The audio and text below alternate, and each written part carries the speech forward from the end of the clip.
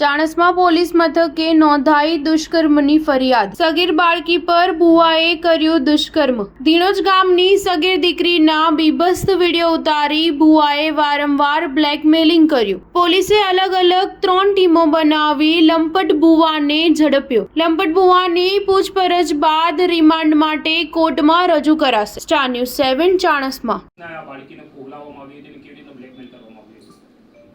Chanasma police station Patan જિલ્લા ખાતે જે બળજબરીથી બળાત્કાર સગીરબેનની દીકરી ઉપર કરવામાં આવેલો છે એ અને દીકરી સગીર છે એટલે પોક્સોની કલમ લાગે છે। એ જે ગુનો નોંધાયેલો છે એમાં સૌથી પ્રથમ એ દીકરીનો અને એ આરોપી જે ભુવાજી છે ભગવાનભાઈ ઉર્ફે ભુવાજી શંકરભાઈ ચૌધરી ઉચરપી તાલુકો મહેસાણાવાળો એનો અને દીકરીનો એક વિડીયો વાયરલ થયેલો જેમના આધારે એ દીકરી પછી ફરિયાદ નોંધાવી છે। એના માતા પિતા સાથે આવી અને એ ચાણસ્મા પોલીસ સ્ટેશને મરજી વિરુદ્ધના બળાત્કાર અને પોક્સો સાથેનો ગુનો નોંધાયો છે, જેમાં ટેકનિકલ સોર્સ અને હ્યુમન સોર્સથી માહિતી મેળવવા માટે અલગ અલગ 3 ટીમો બનાવેલી અને ગઈકાલે પોલીસને માહિતી મળી હતી એટલે પોલીસે એને આ ગુનાના કામે પકડીને અટક કરવામાં આવેલ છે। દીકરીને કેવી રીતના સંપર્કમાં આવેલ છે?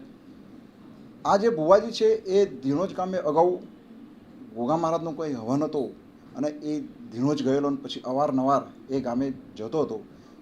એ વખતે એના સંપર્કમાં આવેલો છે એવું હાલમાં કહી રહ્યો છે। શું ધમકી આપીને દીકરીને ખુશ કરવામાં આવી?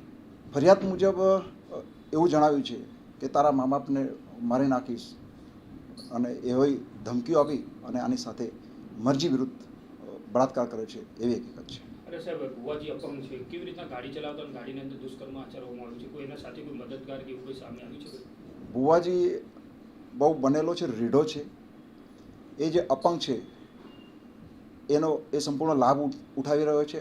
કંઈ માહિતી હાલ આપતો નથી પોલીસને। હજુ આ ગુનાના કામે જે ગાડીમાં સગીરબેનની દીકરી સાથે જે મરજી વિરુદ્ધ કામ થયેલું છે એ ગાડી રિકવર કરવાનું બાકી છે।